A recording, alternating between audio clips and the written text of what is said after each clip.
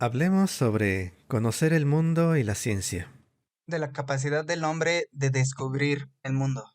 De las consecuencias prácticas del conocimiento. Sigamos hablando de Full Metal Alchemist Brotherhood. Bienvenidos a Diáquefo, Filosofía y Anime, el día que reencarné como filósofo.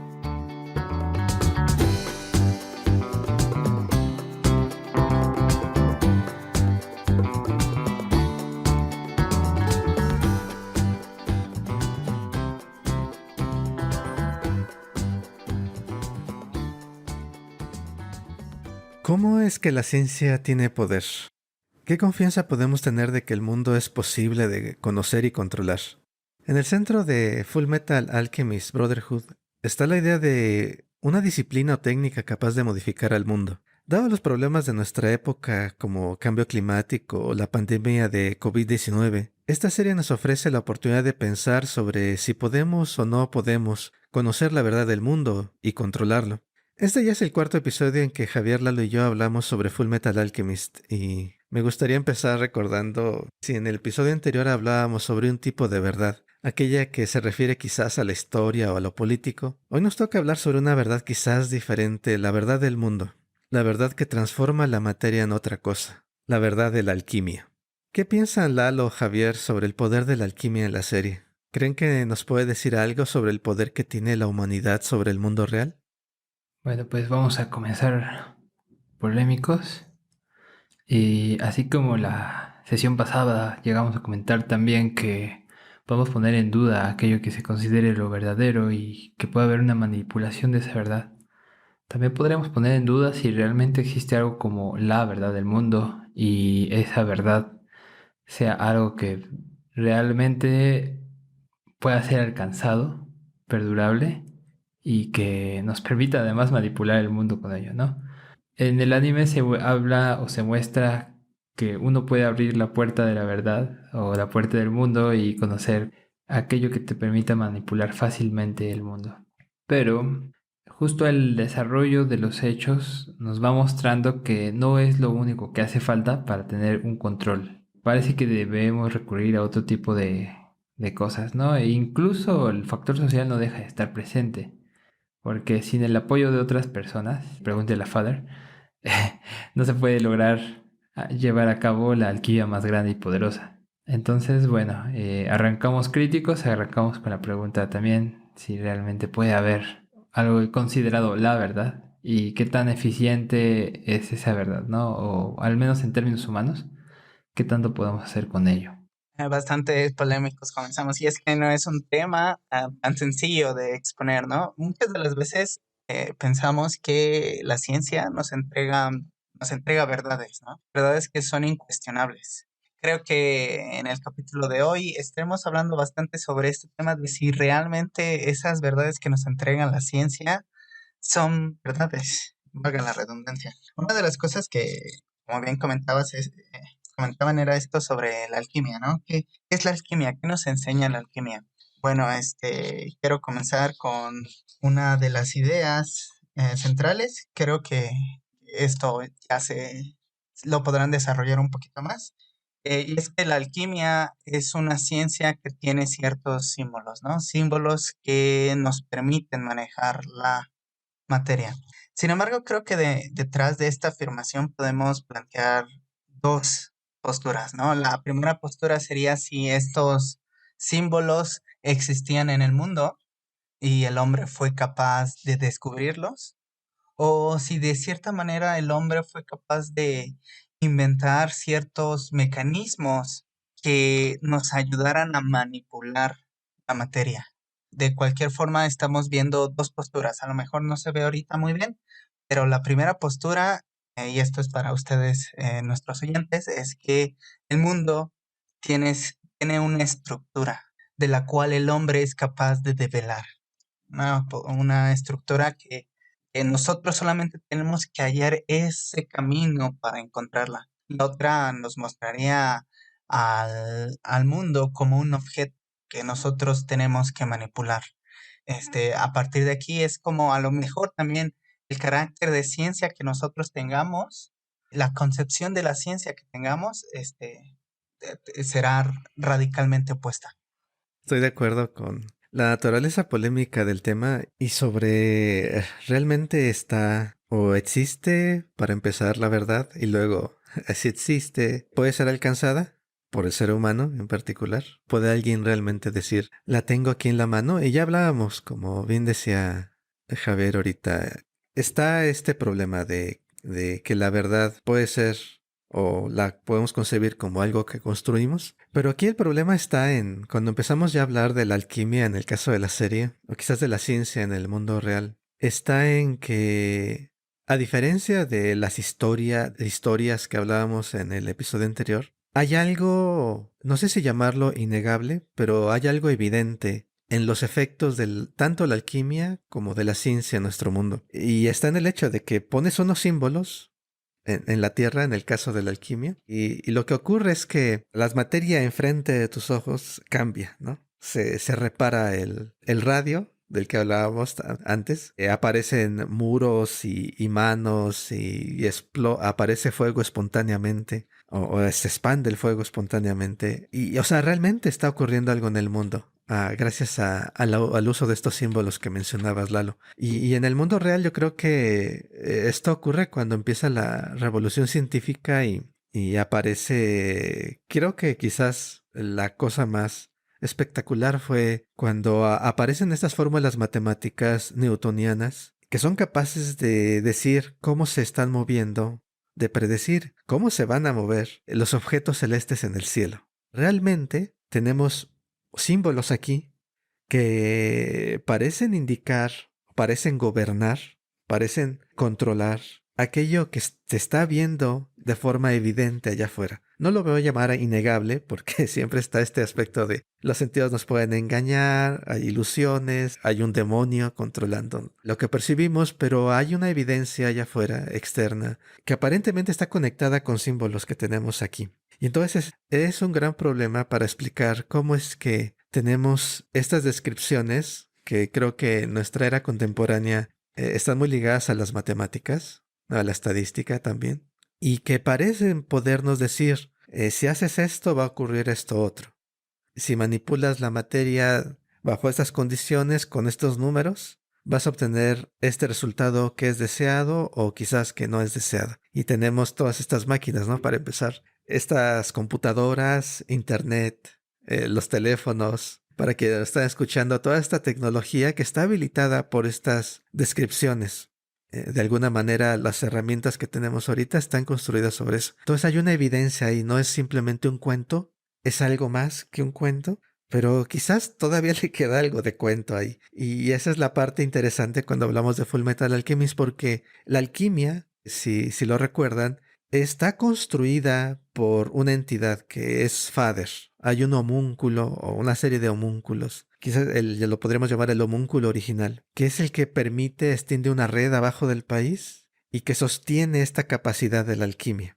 Entonces es un fenómeno que tiene efectos reales, pero está construida por alguien. Es decir, no está así sola en el mundo la alquimia, sino alguien la está sosteniendo. No sé si esto se les haga interesante o quieran mencionar algún otro aspecto sobre esta relación que a mí se me hace curiosa en el sentido de que si hay algo allá, la ciencia nos dice algo del mundo, pero quizás no nos dice todo sobre el mundo. O quizás eso que nos dice está sostenida por algo que es construido y no es puro del mundo de allá afuera. Ciertamente hay muchas cuestiones interesantes, así que vale la pena ir regresando un poco y avanzando hacia lo que hemos platicado hasta este momento. Lo primero es, bueno, este es un pequeño chascarrillo, pero Itsumi Curtis es también un personaje que nos muestra que hombres y mujeres también pueden acceder a la alquimia y a esta comprensión del mundo para poder manipularlo. Pero bueno, fuera de esta broma, y que es curioso porque no se representan en el anime muchas alquimistas mujeres, pero bueno, me quedaba pensando si justamente las capacidades de lo que hablaba ahora Aquiles, la física newtoniana y esta comprensión de el mundo a través de los símbolos para poder predecir, por ejemplo, el movimiento de los planetas. Luego me quedaba pensando, oye, pero también, pues, ¿qué predecía eso, no? Y de hecho lo hacía con más parecido a lo que hacen los alquimistas, ¿no? Utilizando figuras y formas geométricas como para darle sentido a esa interpretación de datos y lograr la predicción. Claro, ellos no transformaban materia, pero tenían otro tipo de alcances. Pero bueno, de alguna manera también el buen Copérnico estaba ahí, ¿no? También tenía sus formas de interpretar y representar, quizá con otros esquemas. Pero bueno, igual nos podemos regresar muchos siglos antes y el gran Ptolomeo no era famoso por nada, ¿no? Y su física y su astronomía no perduraron tantos siglos, nada más porque fuera muy inteligente, ¿no? Sino a lo que voy es, podríamos poner en tela de juicio justamente esta cuestión, ¿no? De qué son estos datos con los que representamos el mundo, cómo echamos mano de estos símbolos, llámenlos matemática, podemos llamarlos también datos de la observación o muchos apellidos más le podemos poner.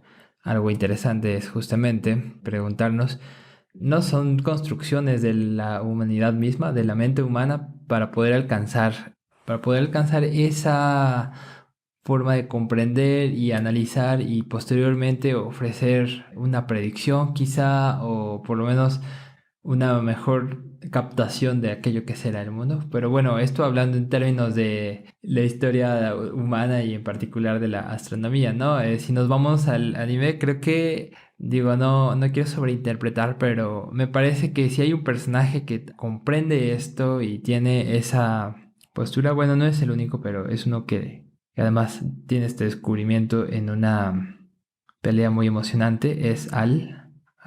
No, es Edward.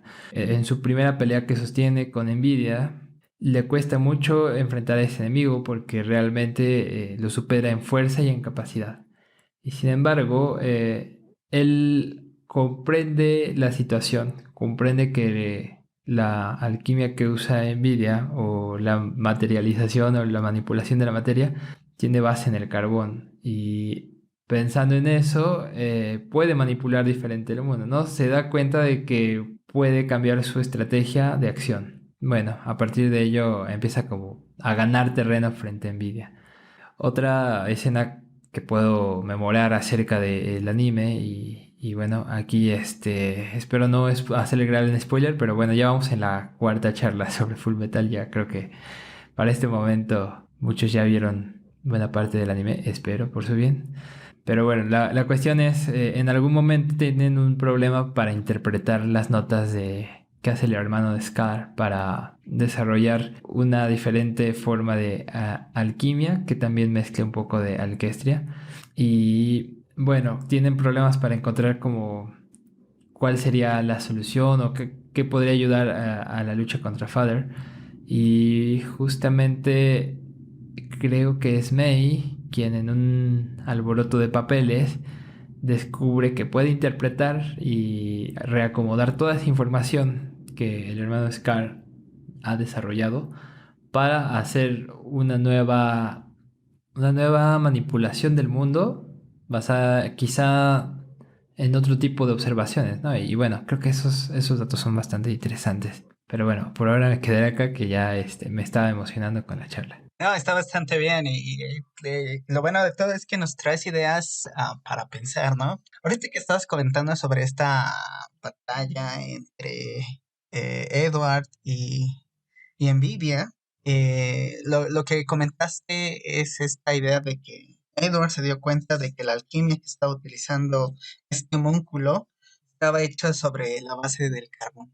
Comprendió que uno de sus conceptos que tenía ya podían ser aplicables a la situación. Sin embargo, es aquí donde quiero traerles esta situación hipotética. ¿Qué hubiese pasado si este concepto de que la materia está hecha sobre carbón no fuese aplicable a esta situación? ¿Qué pasaría si un concepto, y ya pongámoslo en nuestro mundo, qué pasaría si algún concepto de la ciencia que tanto nos han enseñado no es posible que pueda darnos una solución a un problema ya establecido, a una situación dada? Entonces, ¿cuál es la base que nos permite decir que tal concepto es verdad? La idea es que hasta este entonces, un concepto ya dado nos había dado resultados, pero llega un nuevo fenómeno en este caso, en esta situación hipotética, este homúnculo llamado envidia, y nos viene a cambiar totalmente la visión de estos conceptos que ya teníamos. Entonces, quiere decir que toda aquella verdad, entre comillas, que toda aquella verdad que nos había dicho con anterioridad, estos conceptos no existen.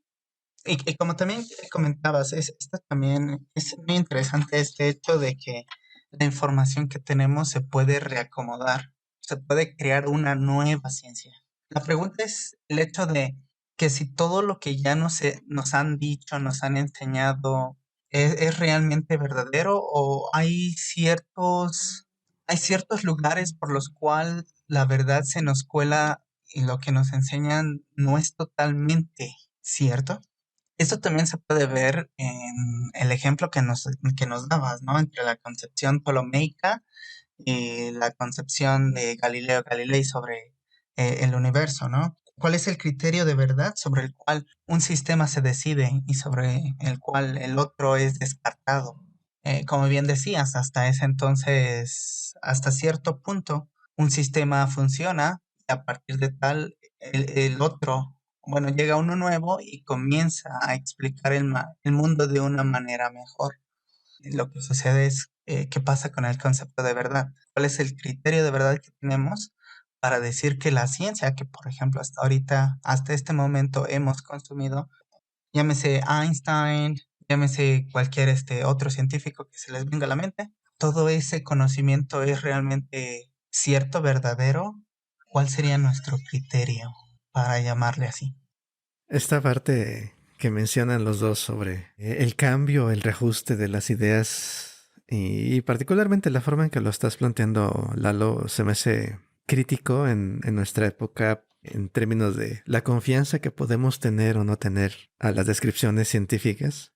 Si pensamos más que en física, en matemáticas puras, pensamos más bien en química que produce cosas materiales, que creo que es, obviamente sabemos la historia, ¿no? La alquimia es antes de la química y es como el precedente y en algún punto la alquimia como un vehículo para ver las transformaciones del mundo se transforma en el mundo real, me estoy hablando, en lo que hoy conocemos como química y la ropa y cosas que comemos y los muebles que tenemos a nuestro alrededor, y ya lo mencionaba hace rato también, el equipo electrónico que estamos usando en este momento, tanto nosotros que estamos grabando como aquellos que nos están escuchando, están ahí, están realmente ahí en el mundo, de tal modo que nos estamos escuchando entre nosotros y nuestros podescuchas también nos están escuchando ahora. Hay una evidencia ahí de que estas transformaciones funcionan,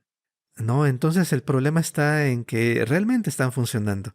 A pesar de todo lo que podamos, todos los huecos que podamos encontrarle, la química está funcionando. Es decir, no hay un momento en que pueda yo decir, bueno, esta ropa que tenemos gracias a la química, la puedo negar, ¿no? Es simplemente algo que es algo interpretado, ¿no? O sea, si realmente estás desnudo y caminando por la calle creyendo que vas vestido, pues todos nos vamos a dar cuenta. No, no es simplemente esta transformación del mundo, es algo que está ahí y ahora el punto es, ¿cuál es este poder de la ciencia que en particular ahorita hablaría yo de estas transformaciones físicas, transformaciones materiales que hace la química en nuestro mundo y luego la alquimia en el mundo de Fullmetal Alchemist? ¿De dónde viene este poder de estas transformaciones? Y no sé, me pregunto ahorita escuchándolos a los dos, si quizás el problema no sea tanto la ciencia, sino quizás el problema sea que seguimos aferrados de alguna forma en filosofía y en general a la idea de lo cierto y de lo verdadero. Estamos tratando de, asumiendo que lo verdad como concepto es válido. Si estamos para empezar asumiendo una idea que no tiene utilidad en el mundo en el cual la ciencia existe. Si la ciencia existe, entonces esta idea de verdad o de lo cierto, tal como fue imaginado en filosofía desde mucho antes que la ciencia, porque esta idea precede a la ciencia, ¿no? Entonces, cuando dices, bueno, la ciencia es verdadera, bueno, para empezar, la verdad es, porque podemos hablar de que la ciencia es efectiva, o al menos algunos aspectos de la ciencia, porque son efectivas, bajo ciertas condiciones, pero no tenemos por qué someterlas a este estándar teórico o imaginado o construido realmente, que es la verdad. O sea, la verdad no fue construida, la idea de verdad no proviene de una interrogación científica sistemática del mundo, ¿no? La idea de verdad precede a la invención de la ciencia. Incluso la idea de verdad procede de la idea de los dioses o de Dios, que hay algo allá afuera inmutable que es incambiable. Entonces, como la ciencia se transforma y nos da nuevas descripciones, pues realmente es compararla o someterla con esta cosa esta idea de concepto de verdad incambiable, no tiene mucho sentido, porque estamos hablando de cosas totalmente distintas. La idea de verdad no hay evidencia sistemática de que esta idea antigua de verdad sea de utilidad en el mundo en donde la ciencia realmente existe. Pero bueno, esa es una idea bastante polémica para continuar con el espíritu de este episodio. Para ir ya cerrando, me gustaría hacer un comentario porque creo que ya estamos por tiempo en la recta final. Hay una relación, algo interesante que ocurre en el mundo de Fullmetal Alchemist que a mí me llama la atención y no quiero dejar pasar la oportunidad. La diferencia entre la alquimia, que es lo que utilizan los protagonistas, y alcagestria, esta forma de manipulación de la materia que proviene de afuera del país de Amestris. El tipo de transformaciones que usa Mei, el personaje que hace rato mencionabas tú, Javier. Hay unas diferencias que me hacen muy interesantes. La alquimia se dice que procede de la energía tectónica de la Tierra.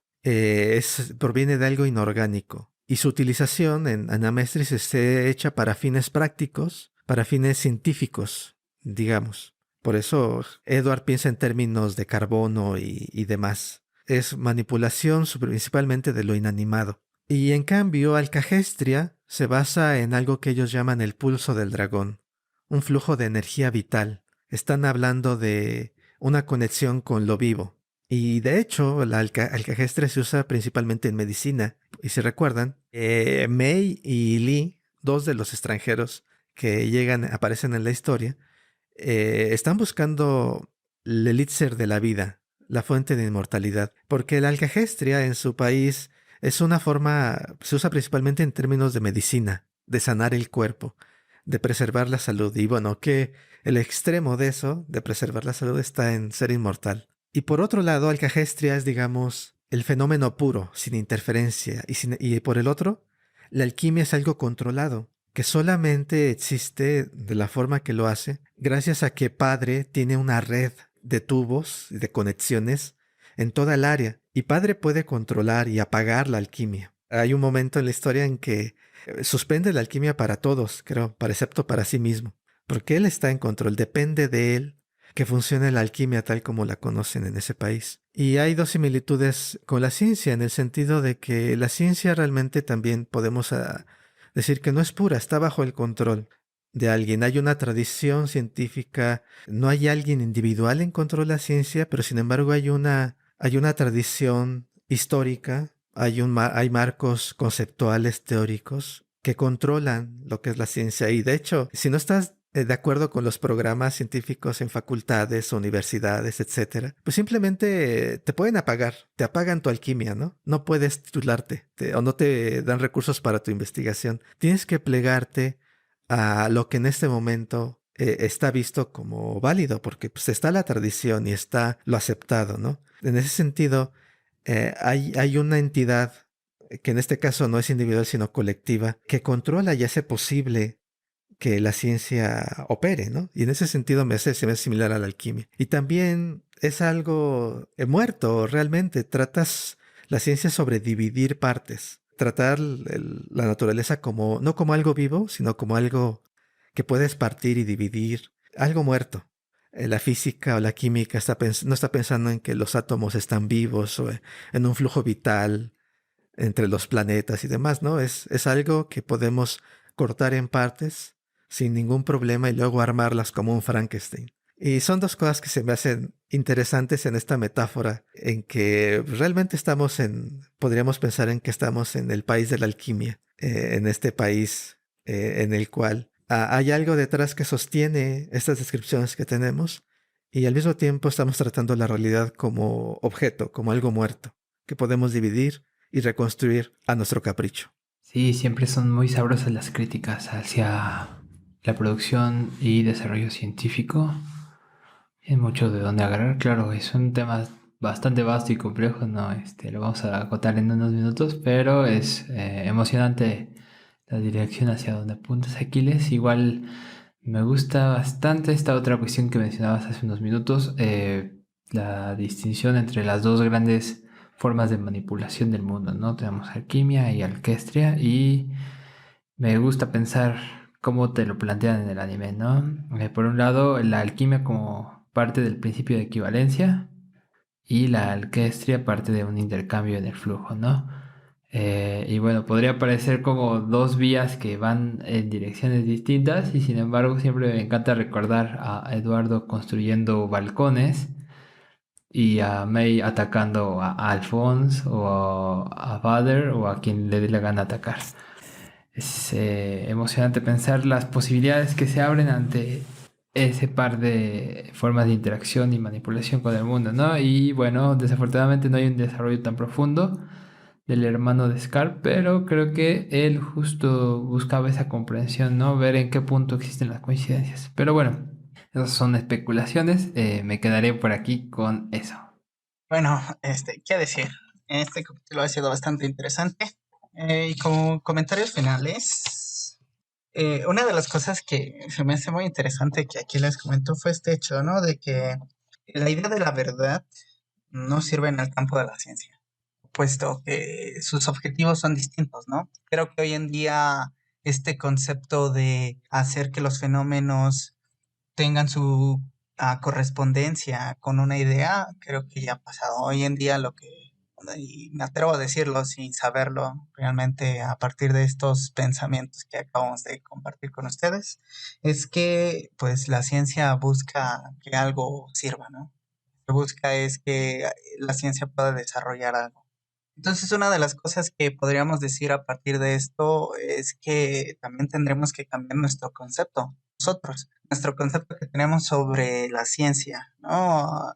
Si el concepto de verdad no puede ser aplicable en el campo de la ciencia, entonces la ciencia no nos tiene que vender verdades. Tendría que vendernos este hecho que les acabo de comentar, ¿no? De que la ciencia lo que está tratando de hacer es construir, crear, no comprender, sino modificar, como ya bien lo dijeron, modificar lo que se tiene enfrente. Que es una idea bastante que transgrede bastante este campo, esta idea que siempre hemos tenido de lo que la ciencia es y del conocimiento que nos brinda, porque incluso ese concepto de conocimiento tendría que cambiarse, ¿no? Otra de las cosas que también se me viene a la mente ya para finalizar es también esta idea de que también nos comentó Aquiles sobre la alcagestria y la alquimia, ¿no? Como bien les comentaba, creo que, como bien comentaba al principio de la plática, estas dos posiciones, ¿no? Una posición en la que tú comprendes que el mundo se te presenta como algo que tú puedes ir descubriendo, ¿no? Donde puedes ver que hay ciertos rastros, ciertas pistas que te ayudan a comprender el mundo, mientras que en el otro hay este estilo de manipulación, de modificación. ¿Cuál es el problema que trae, no? El problema, muchos dirán, pues, ¿cuál problema? Nada más es la idea en la cual tú comprendes. Pero la manipulación, recordemos que siempre traerá problemas, ¿no? Esto nos lleva una vez más a los problemas que hoy vivimos en día. El problema del cambio climático, el problema de las pandemias, todo este tipo de cosas, ¿no? Y pongámonos un poquito distópicos. Pensemos que hay un virus tipo Resident Evil y este se vuelve incontrolable. Pues la idea es que detrás de este concepto, de esta situación, hubo alguien que pensó que la materia se podía manejar y construir y crearon ese virus, tipo Resident Evil. Mientras que en el otro, cuando lo piensas desde la alcagestria, desde este hecho que uno tiene que ver esas pistas por donde comprender el mundo, creo que se hace un comportamiento más natural. Hay una forma de vivir en el mundo distinta, no la de la manipulación, sino la de el compartir el mismo espacio. Lo que se me ocurre es, como lo que tú decías, ¿no? Empezar a interrogarnos, preguntarnos sobre lo que nos ha traído esta época, en particular con la pandemia. ¿Cómo entendemos la ciencia, no? Cuando empezamos a ver que sale un virus, quizás ya, ya hablando, dejando tantito de lado la parte de Fullmetal Alchemist. Sale un virus, nos transforma la vida, luego ocurre esta serie de cosas en las que los científicos dicen, bueno, pues no hay necesidad ahorita de usar cubrebocas, ahora sí hay que usarlas, con esta vacuna ya estamos bien, ahora pues vas a necesitar refuerzos o quizás ahora otra vacuna, ya estamos superando el virus, no, pues ahora resulta que todavía no, y nos da esta ventana en la naturaleza de la ciencia, esta naturaleza mutable. Yo me pregunto, pensando sobre estos temas, ¿qué tal si la ciencia es más, esta interrogación sistemática del mundo es más una colaboración? ¿Qué tal si conforme nosotros interrogamos al mundo, el mundo nos está interrogando de vuelta? Porque si así es, conforme la colaboración varía porque nosotros estamos variando. Pero tampoco depende de nosotros porque realmente el mundo está siendo activo. No es algo pasivo, no es un objeto, no es algo muerto. Es algo que se parece más a la alcagestria. Y es un pensamiento un poco aterrador porque, bueno, no estamos en control. Y bueno, yo nada más dejaría esta pregunta al aire de, ¿podemos crear en la ciencia? ¿Crees realmente que la existencia de la ciencia significa que controlamos al mundo? ¿Crees que el universo es matemático o quizás es esta cuestión más colaborativa, más de interacción entre nosotros y el mundo? ¿Qué piensan? Sí, ciertamente son cuestiones que podríamos indagar y bueno, será muy emocionante como siempre escuchar la opinión de quienes están del otro lado de los audífonos o el altavoz, depende del caso. Y pues justamente, ¿no? Es eso, esto que estamos transformando como ondas de aire en ondas electromagnéticas y luego se vuelven ondas de aire de nuevo. Nos habla de algo, ¿no? Y yo me pregunto y les pregunto, ¿qué creen que necesitemos para transformar la realidad material de nuestro mundo? ¿Será suficiente la ciencia? ¿Podemos transformarla desde otras perspectivas? Ya veremos qué nos comparten en comentarios, qué opiniones tienen. Y solamente para dejarlos pensando con este espíritu crítico con el cual hoy venimos a este episodio, me gustaría preguntarles, ¿tú cuál crees que sea la función principal de la ciencia? ¿Darnos una verdad o darnos resultados? Como bien escucharon a través del podcast, hoy tenemos dos distintos resultados. ¿Ustedes qué creen?